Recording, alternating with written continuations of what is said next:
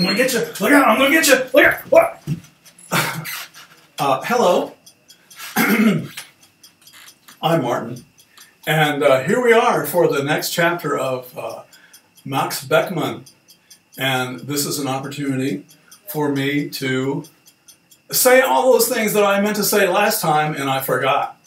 So here we go. One of the things I wanted to mention is that it's been over 20 years since I first saw this painting, and since I last saw this painting.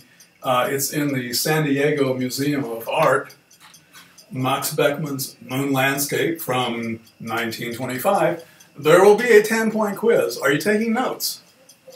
And it's not a very big painting, maybe about a quarter of the size you see here.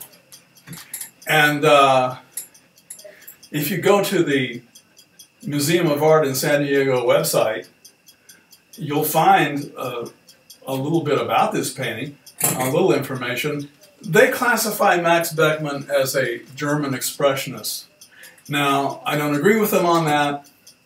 I tend to think that he makes a more comfortable fit with the German New Objectivity movement, but that's just my opinion.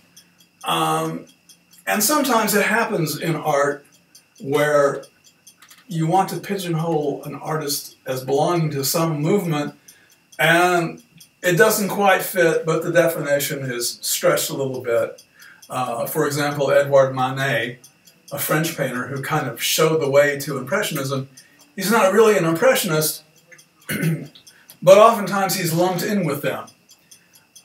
So the boundaries of the definition are made of rubber, and they can be stretched to accommodate. And what else can I say about this painting?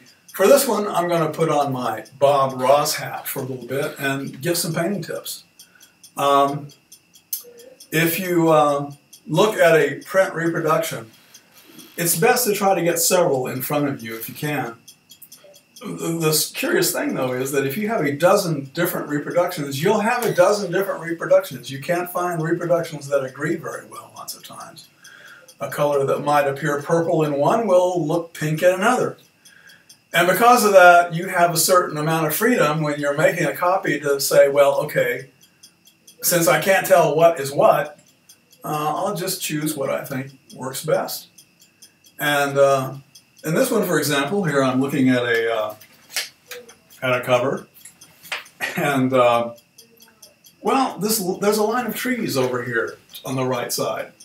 They look almost black in this reproduction, but I did that and I thought it doesn't look quite right. You have an alternative, though, because of the internet. You can Google an image on the internet, find it, compare that. That's the only print reproduction I could find. So I looked at the on-screen image, and it was a little more colorful. The trees were lightened up a little bit. You could see more greens and so forth. So I changed it, and I think the result is better for it. I'm glad I didn't try to adhere too strictly to the copy I was looking at. What else can I say? When you put down paint, be prepared to put down even more paint. Even if you're painting something as simple as a wall, you've probably heard the rule that the paint job doesn't look right unless you put 2 coats on.